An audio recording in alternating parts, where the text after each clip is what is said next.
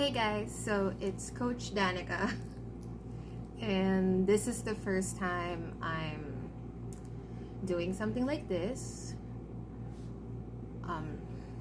Like a video like this, I mean. I've been watching other content creators who do the same work as me do videos like this, and I was just waiting for the right time to create a video like this. So yeah, this is my first, and I'm going to make it a bit where when I do this, I have my dog Moochie with me,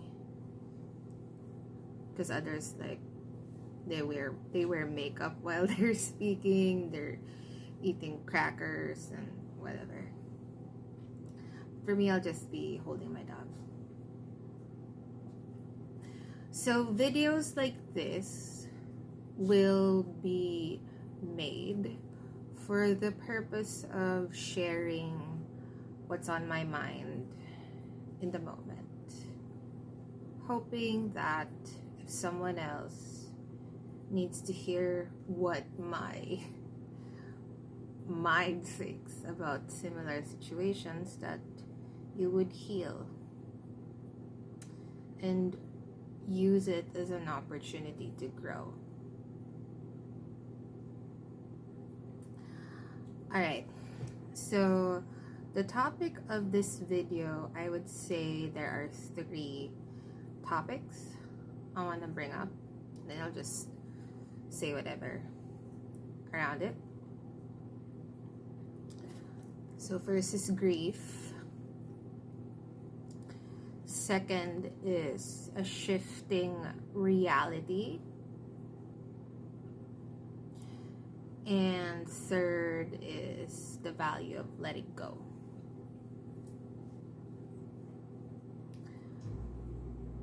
So I want to go ahead and say that I've decided that I want to be that kind of business leader and even person that wears her heart on her sleeves. I mean, I would say I put my heart on my forehead so that you can see it. I don't know. I just want to be that real. I'm tired of witnessing other business leaders try their hardest to hide how vulnerable they are with their feelings. And to me, it just doesn't look cool. It kind of looks sad. It's like they're trying to hide something and they think people believe it, but they can see it. So I've decided that when I am feeling vulnerable with my emotions, I'm gonna be real.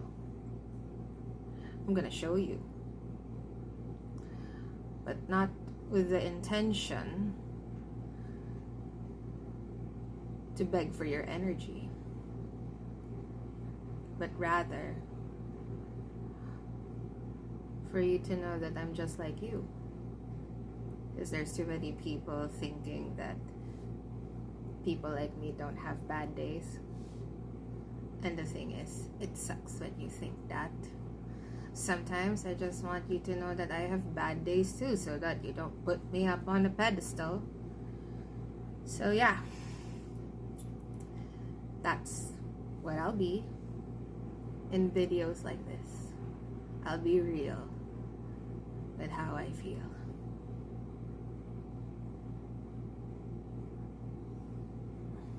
So anyway, going back, I was saying grief, shifting realities, and letting go. First off, I just want to be transparent about it. Not that it's extremely hurtful to me. It's hurtful enough that it bothers me, but it's not gonna stop me from healing. You know what I mean?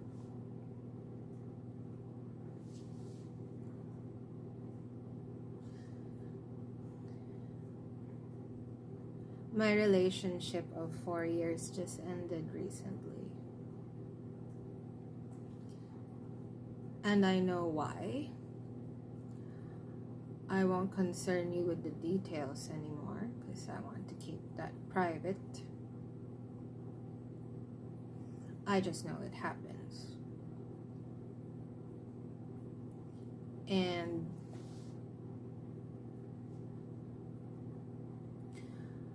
I want to talk about the grief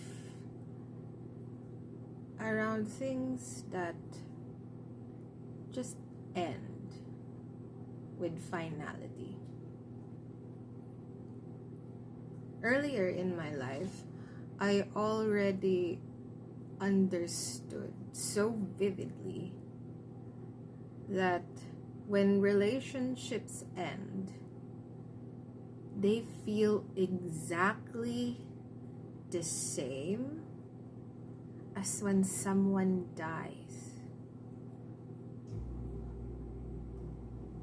I know that there's that like difference. Okay, breakups aren't the end because the person's just right there.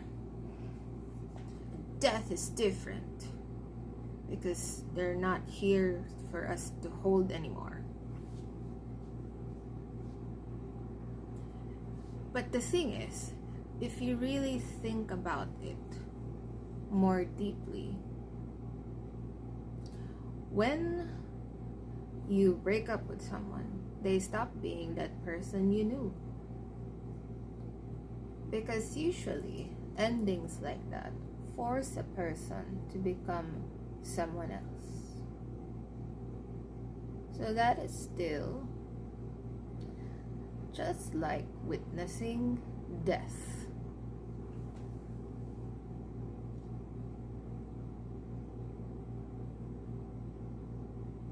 And I have witnessed so many types of deaths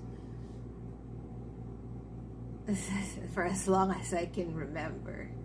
And most of those deaths, fortunately, involve the death of connections with people rather than actual physical deaths. Although I've had experiences like that, I just had more when it comes to relationships with people, such as with friends, with exes, obviously,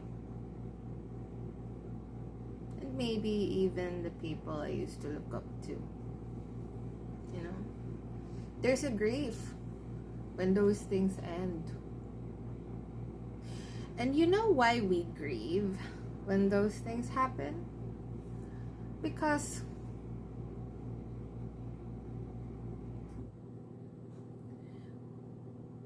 suddenly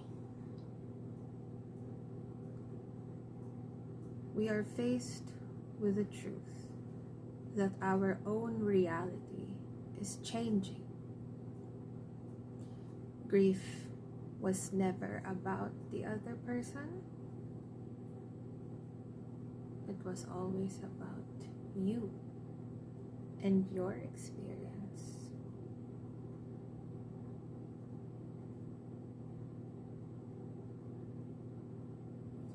Because it's like a signal to yourself that a chapter of your life just ended.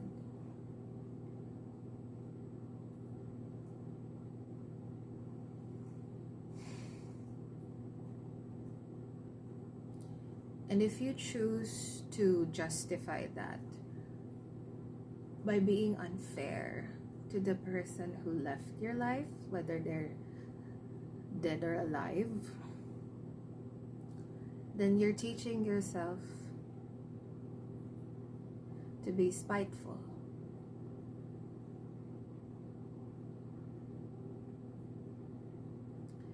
You are not respecting the love that should have just ended like that, with no more upcoming resentment.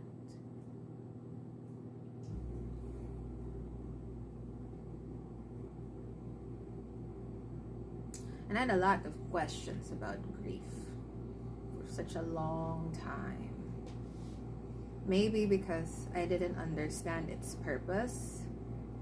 When I felt it for the first time, I remember wanting to do everything it takes to escape it.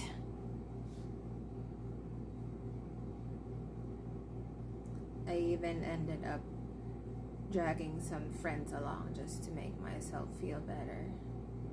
But I learned from that. The truth is, grief exists so that you are forced to face something that you've always been distracting yourself from.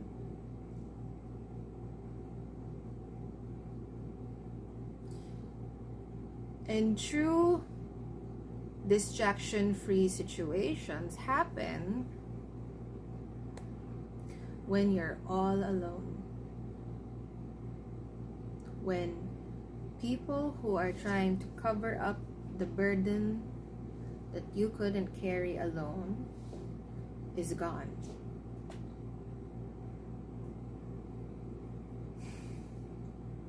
That is why grief exists. But while it sounds so sad and maybe cringy if you're thinking about it, the truth is it's a necessary first step for you to finally say, I'm done. I know now why it had to happen. I was a little blindsided. But I know now, and I'm done. I surrender, and I'm ready to shift my reality. That is what grief is for. It's not an icky emotion. I mean, I would like to believe that everything has a purpose instead of demonizing some things. Do you like that? Being so weak that you escape even your own feelings. Wouldn't it be more freeing if you just objectively ask yourself, okay, why the heck do you exist in my life? And now you know. That's grief. It's a recipe for transformation. And while I think I'm handling my own grief right now, generally well, I would say compared to my past experiences, it doesn't discount the fact that it still hurts, you know? I could always rationalize this by saying, yeah, spiritually, mentally, I'm pretty optimistic. I know everything's gonna be good. But you never really plan your emotions. Your emotions happen the moment it has to happen. You can't predict that.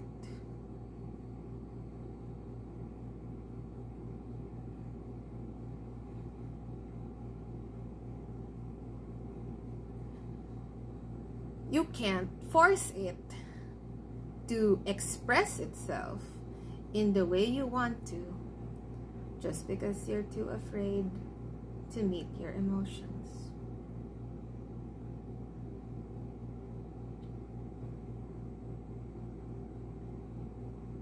And wouldn't it be better if you honored your emotions instead of shaming it? Again, it would be nice to believe that everything has a purpose, instead of telling yourself, okay, don't do this, don't do this, don't do this. Rather, you say, okay, it exists, but why? not gonna judge you for existing, but I just wonder why. What are you trying to teach me? I would say that's a healthy way to process your grief before shifting into the new reality. Alright, now let's talk about new reality. New realities happen after you've decided that you have fully outgrown your existing identity. Now, when you shift into a new reality, it's not instant, it's not sudden. You kind of have a knowing beforehand. It just gradually unfolds. You can be in denial about it, but the energy in your body doesn't lie. It knows that something is about to change. And that it's not that it's a miserable kind of change. Whether you accept it or not, you asked for it. You asked for that change. Because deep down in yourself, if that change didn't happen, you would still be in the same place. And the one thing I know about people, whether they admit it or not, is that they would rather hurt through this transition of change instead of getting hurt about being in the same place all the time, not knowing what they really want and who they really are at that point. So like the universe conspires to your favor to keep pushing you to see, alright, man, it's time to shift.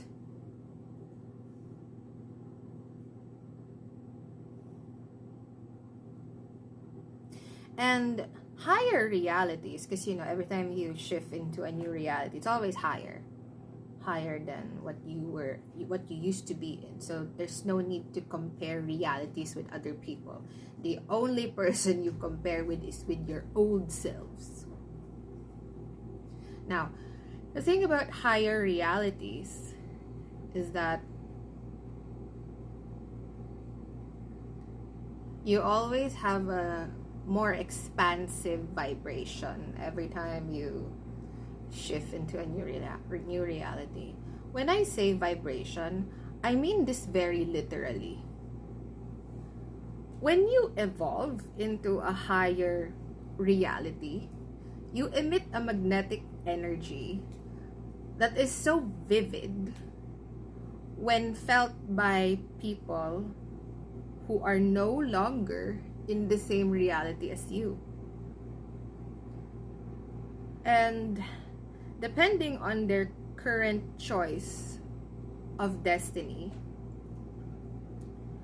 they may experience it in different ways. So if someone wants to shift into the higher reality that you just got into, but they're not exactly there yet, what happens to them is they feel a sense that in Filipino we call kilig, or the goosebump sensation. That's what we feel when we are in the presence of someone who has a higher reality than us, but whose reality we are also trying to pursue.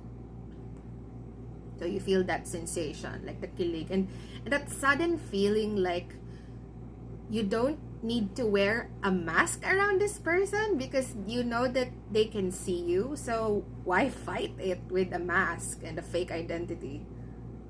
So you end up like feeling relaxed and just overall, it's very subtle, but most people will call it, this resonates with me.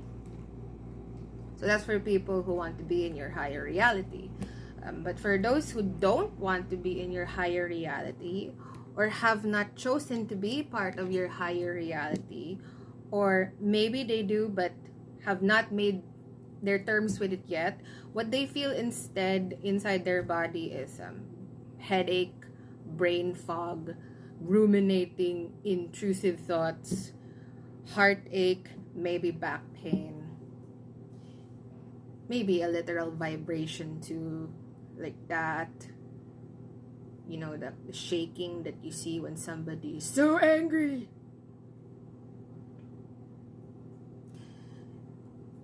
Because their energy got intimidated by your higher reality.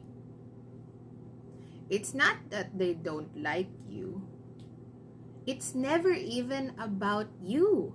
When it comes to these people, it's never even about you. It's always about them. They're intimidated by your energy. It's a revelation that they have not decided to be in the reality you're in just yet. Or maybe ever. I don't know. Depending on your belief system.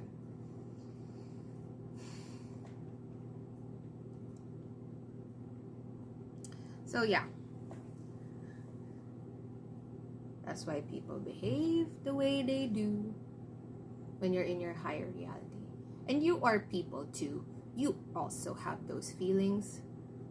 Sometimes you'll be, even if you're in a higher reality than you used to be, you'll meet people who are in an even higher reality. When you're not ready to be in their reality, even if you want to one day, you would tend to avoid them. In the meantime, you will avoid them. And there's nothing wrong with avoiding them if you're in that place. You can just interpret that by saying,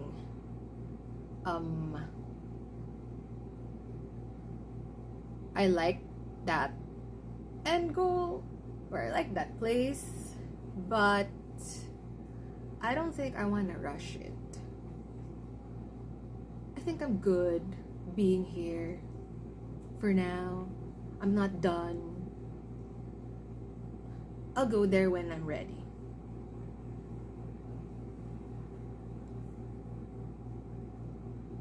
Yeah. So, you're not exempted to being intimidated with higher realities. And if there's nothing objectively wrong with being intimidated with certain vibrations, then the better conclusion is not that people in lower realities suck or they're gross. That's not what it means. Oh my gosh. What it just means is that people deserve to be in a place where they want to be in. Whatever level that is. Because you know, going to higher realities too fast, it has a consequence. It's like when you're in grade 1 in school and then you're so pumped to be in your PhD life already. Do you really want to go there if you're still grade 1? Just enjoy where you are right now. There's nothing wrong with choosing how fast and how slow you go. You should honor it. No one has to be the enemy. Everything just is. You are just enjoying where you are. And that's awesome. Now, let's talk about letting go. I've worked with a lot of clients of all types of jobs and career paths and life situations. And the conclusion I'm making, because I think I've already coached more than 1,000 people. Yeah. The conclusion I will make is this.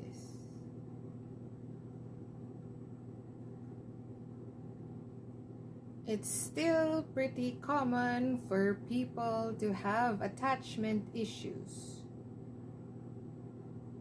A lot of people have attachment issues.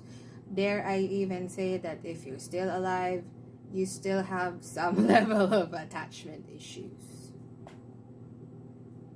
It depends on how you want to interpret it. So why do I say that for as long as you're alive, you have attachment issues, even though it can be minimal? Because, you kind of need to be attached to your identity first before you let it go later. So you're gonna have to do something with it in the meantime. Although some people take their attachments to the extreme,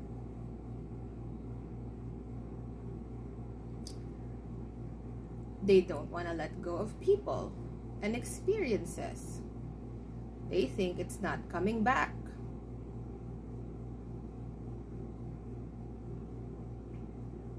Well, I would say that, objectively speaking, everything that's meant for you will come back. But also, subjectively speaking, when someone or something leaves you and it comes back, objectively, they look the same. But in terms of the energy, they're so much better now. In a higher reality, in a higher vibration, in a more positive state.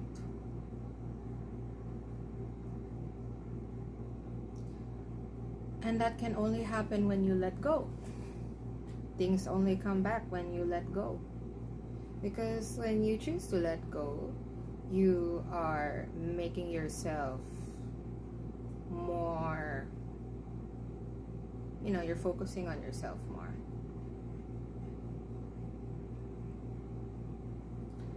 And when you do that, you just keep raising your vibration, making yourself more magnetic and attractive. And the thing is, when you keep doing that, you shine at your brightest when you are unapologetically just yourself.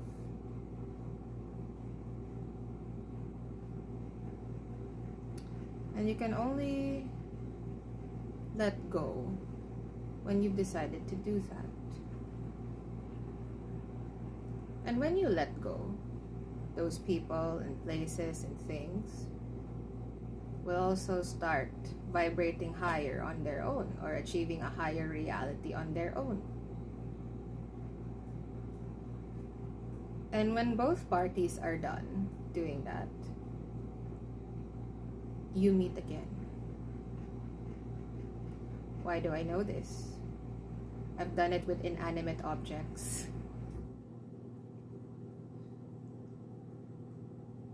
Even when I lose them, they find their way back to me.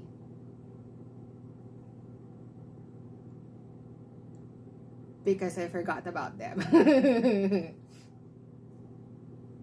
Because I stopped obsessing with finding them and holding on to them. Money, my stuff, all of that.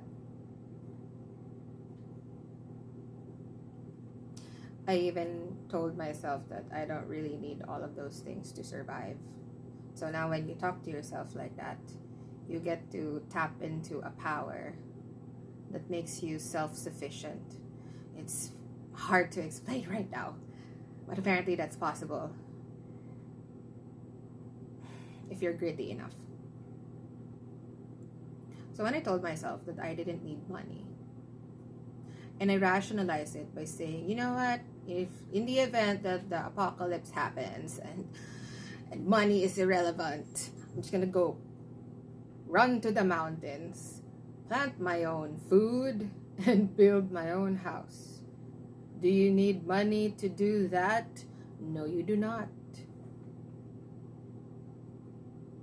And when I let it sit in with myself even more, that's when I understood that that was abundance. Just trusting that you'll have everything you need when you need it anyway. So why do you have to force it and control it to come or stay?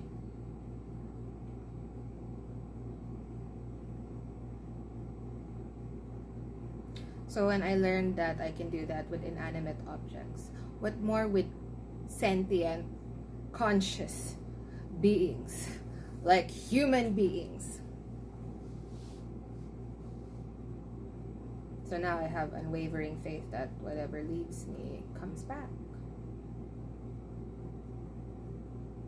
And even if I don't have proof yet, I do now, but even when I didn't have proof before, I just couldn't stand being that person who keeps doubting that the things I deserve will come back.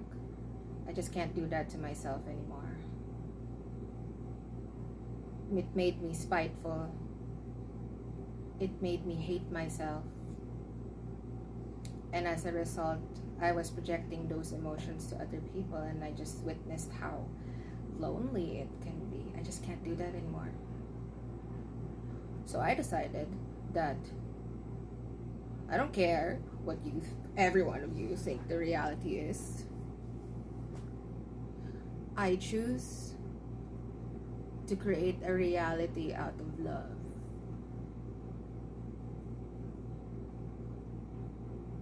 Yeah. So I started believing that good things will come my way anyway. And when I started doing that, I could see my behaviors being manipulated by my beliefs. That's really just the basis of manifestation. Did you think it was magic? Everything starts in your inner world, in the world of your beliefs. And it will, of course, that's also in the world of spirituality, right? When it settles enough, it manifests on your mental world, the world of thoughts, of making sense of things. When it settles enough, it manifests in your emotional state, which will manipulate your behavior. So at first, it manipulated your thoughts, the way you see everything, your perspective, and then eventually it will manipulate your emotional state, manipulating your behaviors. So manipulating the way you speak, your choice of words, how you say things, your body language. And that sends a subconscious, subtle, invisible message and signal to everyone that will make them believe that that is your reality. And when they end up believing it, what you believe becomes even more real because it has become everyone's reality. So if every reality starts inside your inner world, and the outside world is not how I should define my experience, then I started concluding that everything outside of me is because of the creation of my own mind, my own beliefs about myself and my relationship with the world. So when I figured that out with full certainty, with no doubt, and with so much clarity that I just feel so lazy telling people that there's science in it, you just figure that out on your own. I'm just gonna tell you my experience. So when I figured that out, I was like, whoa, I'm a magician. All I need to do is just think stuff for myself and then it comes true. And I validated that a bunch of times through my manifesting practice. And I was like, I was right. The mind is a canvas. You can paint on it. And when you paint on it enough, it becomes an outside world. So everything in our world started inside our mind. I'm not gonna go deep into that anymore. You figured that out. But when I figured that out, it gave me power. So if I don't like what I see and I want to change it, even if it's in a way that doesn't exist anywhere yet or seems impossible, I don't care. I'll be the pioneer. I'll be the one who believes that those things that other people don't believe in, those things are real. Because besides, reality starts in the mind before it becomes an outer reality. And at some point, you're gonna have the discipline to keep building that world inside your mind on and on and on again. And then an event in your life will make you realize, all right, it's time for me to surrender and let go and stop controlling the situation. And when you reach that point, things have a way of working itself out anyway. So that's the power of letting go. Wouldn't it be nice to prove to yourself that when something leaves or someone leaves, they come back? I like making myself feel at peace. So I dared to have that experience by starting with an experiment and then it becoming an experience. So that's it. My thoughts about grief, shifting realities, and letting go.